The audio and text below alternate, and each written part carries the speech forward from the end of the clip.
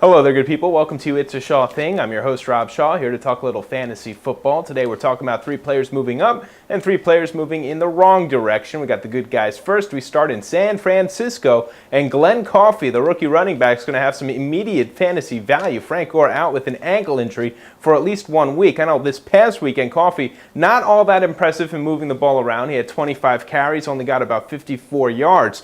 The good news is that was against the Vikings. This weekend it'll be against the St. Louis Rams, a team you should be able to move the ball against. Also, a team you should get some goal line carries against. Go ahead, pick up Glenn Coffey and start him this weekend. Another running back to keep an eye on for the New England Patriots, Fred Taylor. I know some people thought he was slowing down last year, but his numbers, they weren't all that bad. 3.9 yards per carry, not that bad. It's just that the year before that, just 2 years removed, from 1,202 rushing yards, 5.4 yards per carry. Remarkable numbers back then, and I'll tell you what, he looked pretty fresh this weekend. He had 21 carries, ended up racking up 105 yards. Fred Taylor's a guy you might want to consider right away as a number 2 or number 3 running back. And next up, LaShawn McCoy of the Philadelphia Eagles. This is a guy who had a pretty good weekend, 20 carries, 84 yards, also with a touchdown. So what from here on out? Well, Brian Westbrook's obviously still in Philadelphia. He just didn't play this weekend because of injury. Not necessarily something new. Westbrook always has been a little injury prone. So it looks like they're going to split the carries in Philadelphia. So McCoy should get some goal line opportunities, should get to move the ball for about 40 to 50 yards per game.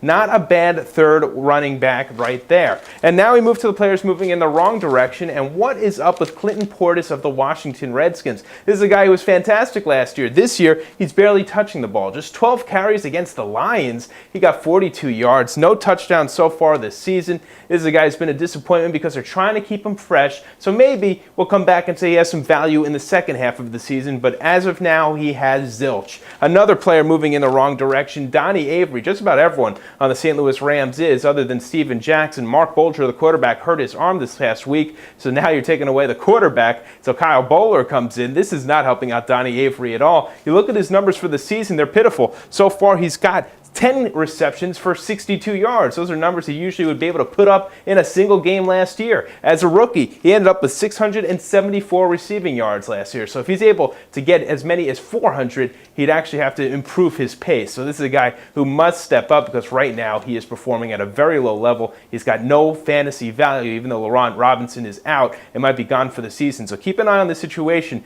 Maybe if the quarterback could stay healthy and throw the ball better, this is a guy who might have some value. And then finally, Joseph Adai of the Indianapolis Colts had 13 carries, didn't have a bad game, he had a touchdown. The bad news is that rookie Donald Brown came in, he got 14 carries, so it's a split backfield. That's the point of this. You have to realize that some guys are good, and when they get all the opportunities, some guys who maybe aren't the best of running backs, but if you give them the opportunities, they can perform. Well, it looks like Joseph Adai is going to draw comparisons once again to Lawrence Maroney in a split backfield, limited fantasy value. Try to avoid those two guys. Well, my friends, that's all for now. More fantasy football news coming up throughout the week. Until we meet again, I'll see you at opensports.com.